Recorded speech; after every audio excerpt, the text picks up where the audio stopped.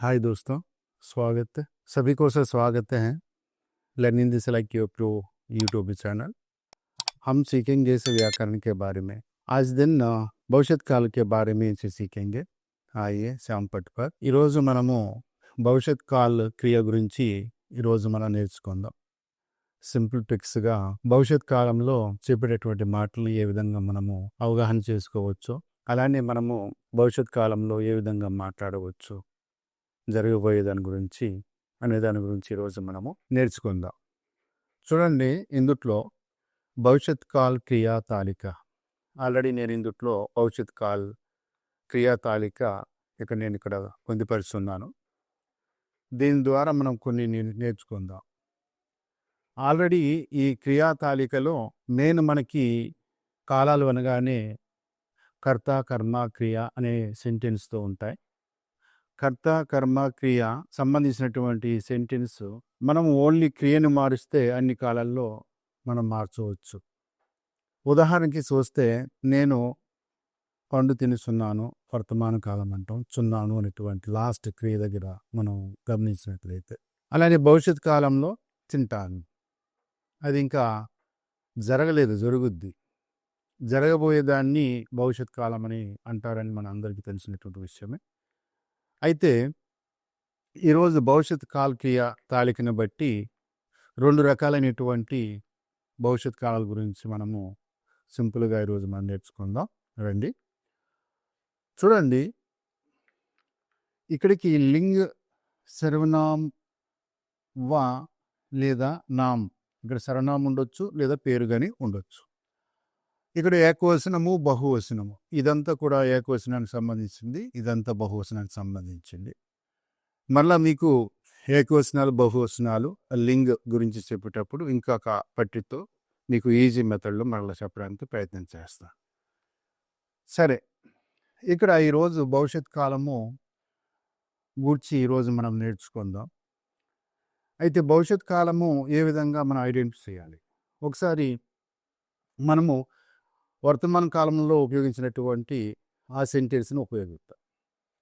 ఒకసారి నేను వర్తమాన కాలంలో రాస్తాను. ఒకసారి రామ్ ఫల్ ఖాతా హై. అయితే మనం నేర్చుకున్నాం, రామ్ అంటే కర్త, ఫల్ అంటే కర్మ, ఖాతా హై అనేటువంటిది క్రియ అని మనం నేర్చుకున్నాం ఆల్రెడీ. వర్తమాన కాలానికి సంబంధించినటువంటిది తాహైల్తో అంతమవుతుంది, 100% తాహైల్తో అంతమవుతుంది అని మనం ఆల్రెడీ నేర్చుకున్నాం. అయితే భవిష్యత్ కాలంలోకి వచ్చేటప్పటికి ధాతు ప్లస్ ఏగా అనేటువంటిది ఆల్రెడీ ఇందుట్లో రాశాను, ఏగా. ఒకసారి చూడండి, ఇందుట్లో ఒకసారి ఇక్కడ రాస్తాను, తర్వాత అందుట్లో ఈ యొక్క పట్టిక దగ్గరికి వెళదాం. క్రియను మనం మార్చాలి అంటే ఈ వర్తమాన కాలానికైనా భవిష్యత్ కాలానికైనా భూతకాలానికైనా కర్త కర్మ ఆ విధంగానే ఉంటారు, క్రియ ఒకటే మారుతూ ఉంటుంది.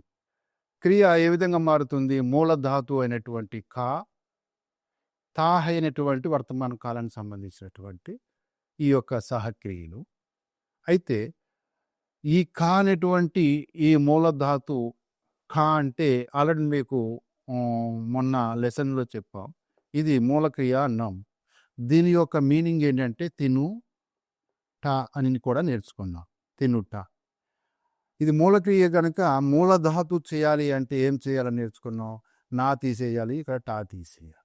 మిగిలింది ఖా అనేటువంటి ఒకే అక్షరంతో కూడినటువంటి మూలధాతు. మూలధాతు అంటే ఖా అంటే ఏంటి? తిను అని అర్థం, మనకు తెలిసినటువంటి విషయమే. ఒకసారి మరి మీకు గుర్తు చేయాలని మీకు రాశాను. Okay, right. అయితే ఇక్కడ రామ్ ఫల్ ఖా అనేటువంటి మూలధాతు ప్లస్ ఏం యాడ్ అవ్వాలి అంటే ఈ కర్త పుంలింగ ఏకవచనంలో ఉందా, లేకుంటే పుంలింగ బహువచనంలో ఉందా, లేకుంటే స్త్రీలింగ ఏకవచనంలో ఉందా, లేకుంటే స్త్రీలింగ బహువచనంలో ఉందా కర్త అనేటువంటిది ముందుగా గమనించాలి. ఫస్ట్ ఆఫ్ ఆల్ కర్తను బట్టి క్రియ మారుతూ ఉంటుంది, అది మెయిన్ మనకి. సో రామ్ అనేటువంటి వాడు పుంలింగ్ గనుక రాము పుంలింగ్, రామ్ అనేటువంటి ఈ శబ్దము ఏకవచనమా బహువచనమా? రామ్ అనేటువంటి ఒకటే గనక ఏకవచనం. సో ఏకవచనంలోకి వెళ్ళాలి. రామ్ అనేటువంటిది పేరు గనక చూడండి, ఇక్కడ నామ్ అని రాశాను. యహ కానీ వహ కానీ నామ్ కానీ వస్తే ధాతు ప్లస్ ఎగా అనేటువంటిది యాడ్ అవ్వాలి. సో ఇది ధాతు, దీనికి ఏమి యాడ్ అవ్వాలి? ఎగా, అంతే.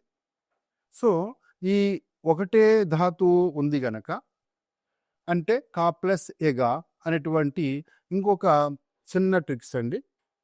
మనకి 3 లెటర్స్తోనే ఒక వెర్బ్ ఫామ్ ఏర్పడుతుంది. మొదటిగా 1, 2, 3. సో ఇవన్నీ కూడా కలిపి రాయొచ్చు. సాధారణంగా 4 వర్డ్స్తో ఉన్నటువంటి వెర్బు మనకు ఉండదు. ఎక్కువ శాతము 2 అక్షరాలతో కూడినటువంటి వెర్బ్ ఉంటుంది. అలానే 1 వర్డ్ ఒకే వర్డ్ అంటే ఒకే అక్షరంతో కూడినటువంటి వెర్బ్ ఉంటుంది. అలానే 3 అక్షరాలతో కూడినటువంటి వెర్బులు ఉంటాయి. సో కానిటువంటిది ఒకే అక్షరంతో కూడినటువంటి వెర్బ్ కనుక కా ప్లస్ ఏగా అన్నప్పుడు ఏం చేయాలండి? వీటిని కలిపేసుకోవచ్చు. కాయేగా దీన్ని ఏం చేస్తాం? కాయేగా అని వస్తుంది.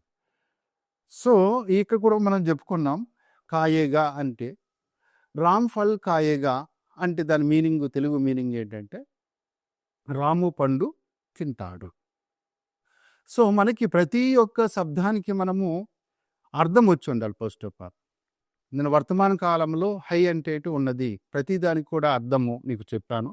ఇక్కడ కూడా మళ్ళీ ఒకసారి మీకు ఈ అర్థాలు నేను ఇక్కడ కింద రాస్తాను. రాసిన తర్వాత అప్పుడు మనం వాక్యము ఈ యొక్క సెంటెన్స్లోనికి మనం వెళ్దాం. ఒకసారి ఇక్కడ చూడండి, ఇక్కడ ఒకసారి మీకు అర్థమవడం కొరకు రాస్తున్నాను. పుంలింగ్, పుమ్ అంటే పుంలింగ్,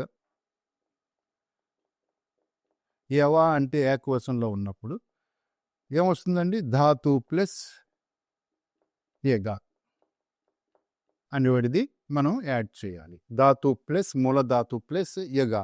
యగా అంటే ఏంటంటే తాడు అని అర్థం. తాడు అని వస్తుంది. ధా అంటే కా, తిను, యగా తాడు.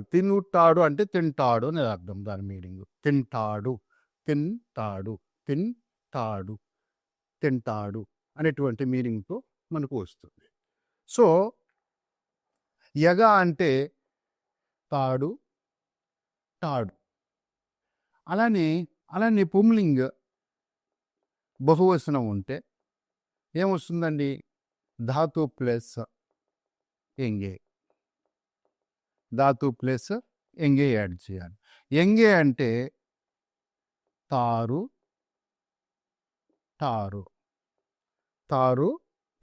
ఎంగే అంటే దాని మీనింగ్ ఏంటంటే, ఎంగే అంటే వాటి మీనింగ్ ఏంటంటే తారు అని దాని మీనింగ్. ప్రతిదీ కూడా మనకు మీనింగ్ తెలియాలి కనుక ముందుగా రాస్తున్నా. తర్వాత మనం ఇందుట్లో మై అనేటువంటి సర్వనామము వచ్చిన తర్వాత ధాతు ప్లస్ ఉంగా, ఇది పుంలింగ్ సంబంధించినటువంటిది. ధాతు ప్లస్ ఉంగా అంటే టాను లేదా తాను అని అర్థం. తాను అని అర్థం. ఉంగా అంటే దాని మీనింగ్ ఏంటండి? తాను లేదా తాను అని మీనింగ్ వస్తుంది. తాను ప్లస్ తాను అనేటువంటి మీనింగ్ వస్తుంది. ఓకే, ఇక్కడికి మై ఉన్నప్పుడు ఏమొస్తుంది? ఉంగా వస్తుంది. ఉంగా అని వచ్చిన తర్వాత టాను, ఇక్కడ ఆల్రెడీ రాశాను. ఇది ఉంగా అనేటువంటి మీనింగ్ ఉంది అందుట్లో. మైకి వస్తుంది ఉంగా. తర్వాత అందుట్లో నేను వెళతాను.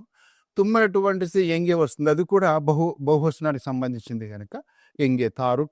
ఇది కూడా తావేని వస్తుంది. Okay, right. తర్వాత స్త్రీలింగానికి సంబంధించినటువంటి యవ ఏకవచనానికి ఏమొస్తాయి అంటే ధాతు ప్లస్ ఎగి. ఆల్రెడీ ఇందుట్లో మీకు పొందుపరిచారు. ఎగి వస్తుంది అంటే తాది, ఠాది అని వస్తుంది. తాది తాది వెళతాది వెళతాది అనేటువంటి మీనింగ్ వస్తుంది. తాది అనేటువంటి మీనింగ్ ఎక్కువ శాతం వస్తుంది. అలానే బహువచనానికి వస్తే ధాతు ప్లస్ ఎంగి. చూడండి, ఇందుట్లో బహువచనాల్లో ధాతు ప్లస్ ఎంగి. ఎంగి అంటే సేమ్ తారు టారు తారు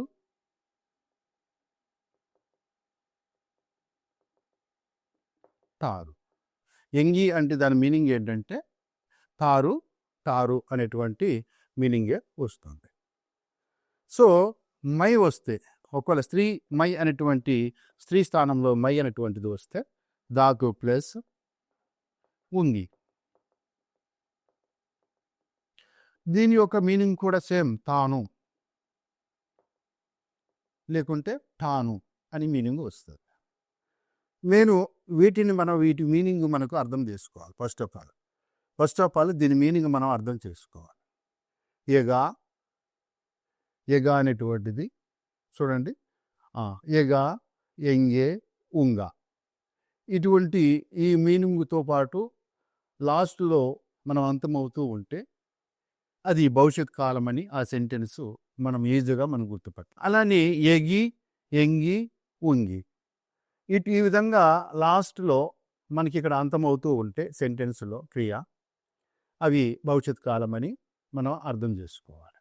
నేను ఎగా వస్తే తాను వెళతాను లేకుంటే వెళతాడు.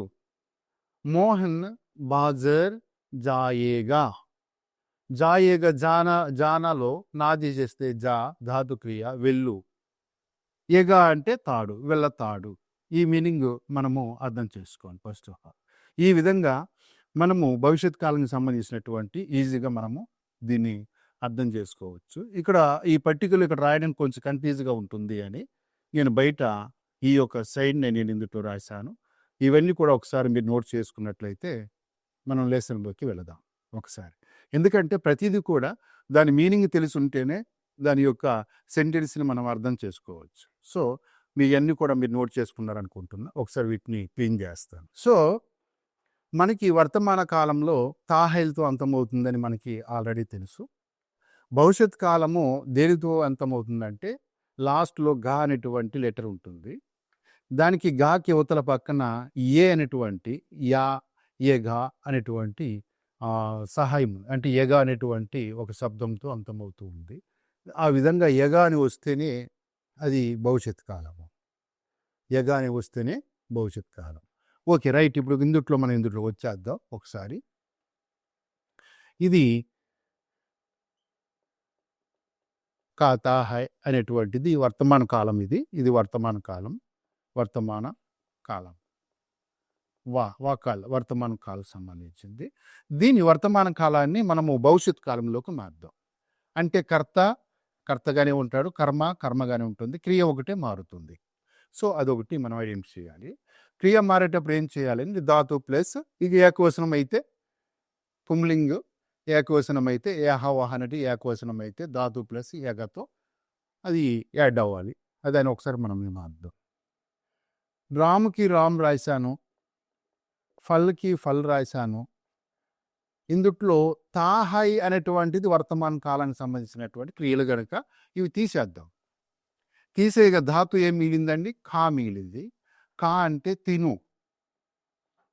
సో రాము పండ్లు తింటాడు అనేటువంటి మన సెంటెన్స్ రాయాలి. తింటాడు అంటే ఇంకా తింటాడు, భవిష్యత్తులో జరుగుద్ది. సో తింటాడు అనేటువంటి పదాన్ని మనం రాయాలి కనుక ఇందుట్లో ఎగా అంటే ఆల్రెడీ చెప్పాను మీకు. రామ్ కర్త పుంలింగ్ ఏకవచనంలో ఉంది కనుక ఇదిగోండి, ఇది పుంలింగ్, ఇదిగో ఏకవచనము. ఏకవచనంలో యహవహ నామ్. నామ్ అంటే రామ్ అనేటువంటి పేరుతో ఉంది కనుక ధాతు ప్లస్ ఎగా చేర్చాలి. ధాతు ఏదండి? కాకి ఏం చేర్చాలి? ఎగా. నేను ఎగా అంటే మీకు ఆల్రెడీ చెప్పాను. ఒకసారి చూడండి, ఇందుట్లో ఎగా అంటే ఏమని చెప్పాను మీకు? ఎగా అంటే తాడు అని దాని మీనింగ్. ఎగా అంటే తాడు. కా అంటే తిను. ఎగా అంటే తింటాడు అని దాని మీనింగ్. ఒకసారి ఇందులో రాద్దాం. రామ్ ఫల్ కాయేగా, రామ్ ఫల్ కాయేగా. సో ఇందులో ఒకే లెటర్ ఉంది కనుక, ధాతుక్రియ ఒకే అక్షరం ఉంది కనుక ఈ యగ అనేటువంటిది కలిపేసుకోవచ్చు. అంటే 3 అక్షరాలతో క్రియ ఏర్పడుతుంది కనుక 3 అక్షరాలు ఉండొచ్చు క్రియ. సో ఈ కా ప్లస్ ఎగ కాయేగా అని మనము రాయొచ్చు. ఇది ఒకటి గుర్తుపెట్టుకోండి. కా ఏ గా. చూసారా ఇందులో ఈ గా అనేటువంటి అక్షరంతో అంతమైంది. గా అనేటువంటి అక్షరంతో అంతమవుతే ఇంచుమించుగా 90% భవిష్యత్ కాలం, 90% భవిష్యత్ కాలం. ఒక 10% సందిగ్ధ వర్తమాన కాలాలు కూడా ఉంటాయి. హోగా ఉంటుంది ఇక్కడ, యా ఉండదు. గుర్తుపెట్టుకోండి. ఏమంటారంటే ఖాథ హోగా అని వస్తుంది. హోగా అంటే ఉండవచ్చు. గా పక్కన ఎవరున్నారండి? హో. హో అనేటువంటి అక్షరంతో కూడినటువంటి హోగా అని అంటాం. హోగా అంటే సందిగ్ధ వర్తమానం. ఇది థా అనేటువంటి వర్తమాన కాలం కనుక సందిగ్ధ వర్తమాన కాలం. సో హోగా. కానీ ఇక్కడ ఏ అటువంటి ఏగా అనేటువంటి ఈ శబ్దంతో అంతమవుతుంది. ఏగా అనేటువంటి ఈ శబ్దంతో అంతమవుతే 100% భవిష్యత్ కాలం, 100% భవిష్యత్ కాలం. ఇక్కడ 90% ఎందుకన్నానంటే ఎక్కువ శాతం ఒకే లెటర్ని చూస్తాం. గా లాస్ట్లో ఘాతో అంతమవుతే భవిష్యత్ కాలము అని అంటారు.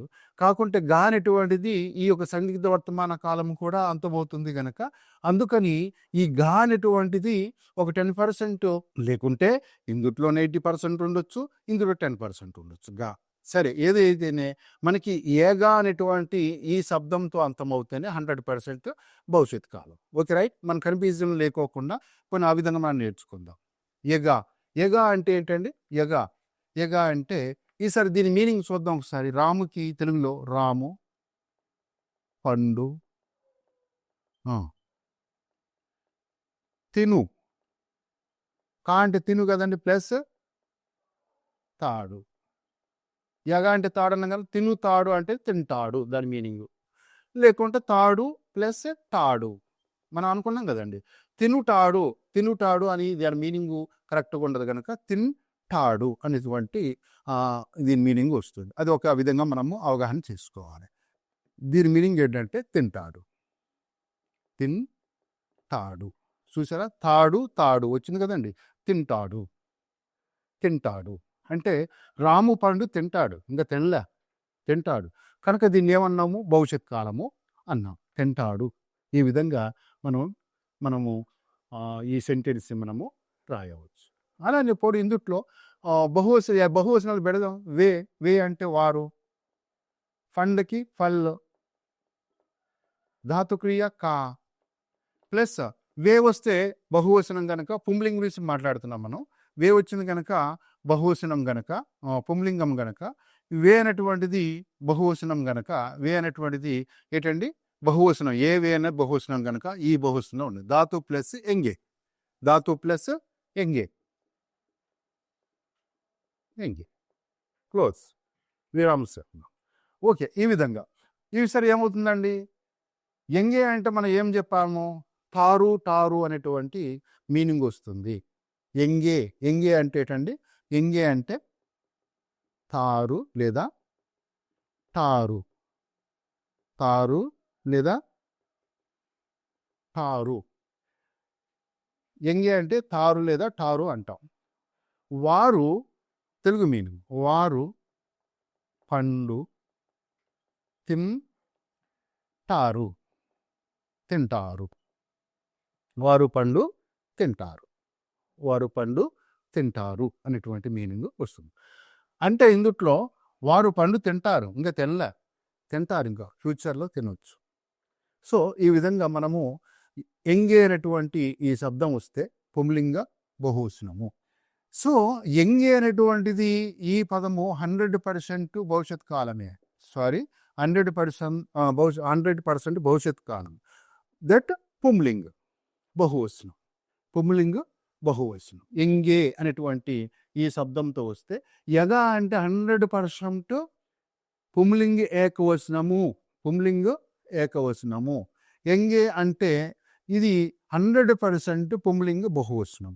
భవిష్యత్ కాలంలో డెఫినెట్గా ఇది మనం ఒకసారి గుర్తుపెట్టుకోవాలి. ఓకే, మనము బహువచనం గురించి మాట్లాడుకున్నాం, నామవాచకం గురించి మాట్లాడుకున్నాం. అలా నామ్ అంటే రామ్తో నేర్చుకున్నాం. యహ వహ అన్న ఏకవచనమే కనుక వహ అనేటువంటి రాశి కూడా మనం రాయొచ్చు. అలానే మై మై అనేటువంటిది ఈ తుమ్మన్నా ఏ అన్నా బహువచనాలే కనుక సేమ్ ఈ విధంగానే వస్తాయి.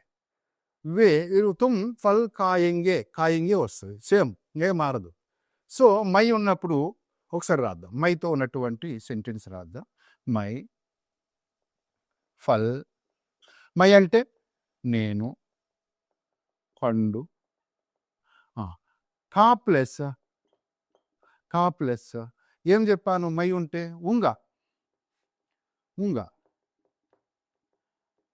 ఉంగాకి మీకు మీనింగ్ చెప్పాను. తాను టాను తాను టాను అని అర్థం. ఉంగా అంటే తాను కానీ టాను కానీ. అయితే ఇక్కడ ఏంటి? తిమ్ కా అంటే తిమ్ తింటాను, తింటాను, తింటాను ఈ విధంగా రాయొచ్చు. తింటాను, వెళ్తాను అన్నప్పుడు తాను వస్తుంది. మై జావుంగా నేను వెళ్తాను, మై కావుంగా నేను తింటాను. Okay right. ఈ విధంగా ఉంగా అనేటువంటి ఈ యొక్క శబ్దంతో వస్తే అది భవిష్యత్ కాలం అని మనం గుర్తుపెట్టుకోవాలి. Okay right. ఇప్పుడు వరకు పుంలింగికి సంబంధించినటువంటి మనం నేర్చుకున్నాము కనుక ఈసారి స్త్రీలింగికి సంబంధించినటువంటి 2 సెంటెన్స్ మనం నేర్చుకుని తర్వాత ఇంకొక భవిష్యత్ కాలానికి సంబంధించినటువంటి ఇంకొక వర్డ్ గురించి మనం నేర్చుకుందాం. Okay right. భవిష్యత్ కాలం. ఓకే, ఒకసారి మీకు మొదట్లోనే చెప్పాలి, ఒకసారి నేను ఇక్కడ చెప్తున్నాను. భవిష్యత్ కాలం అనేటువంటిది మనము 2 రకాలుగా మెయిన్ 2 రకాలు నేర్చుకుంటే సరిపోతుందండి. భవిష్యత్ కాలము 2 రకాలు, సామాన్య భవిష్యత్ కాలం. భవిష్యత్ కాలం.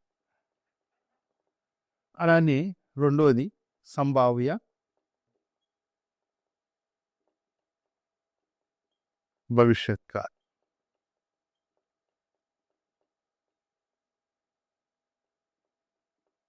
ఈ 2 రకాలైనటువంటివి మనం నేర్చుకుంటే సరిపోతుంది. ఇప్పుడు వరకు మనం చెప్పుకున్నవన్నీ కూడా సామాన్య భవిష్యత్ కాలం గురించి, ఎక్కువ శాతం సామాన్య భవిష్యత్ కాలే మనము ఉపయోగిస్తాం. సో ఇక్కడ చూడండి, ఈసారి సామాన్య భవిష్యత్ కాలంలో ఇప్పుడు వరకు చెప్పినవన్నీ కూడా సామాన్య భవిష్యత్ కాలే. సో ఈ సామాన్య భవిష్యత్ కాలంలో ఇప్పుడు స్త్రీలింగకి సంబంధించినటువంటివి ఇప్పుడు మనం నేర్చుకుందాం.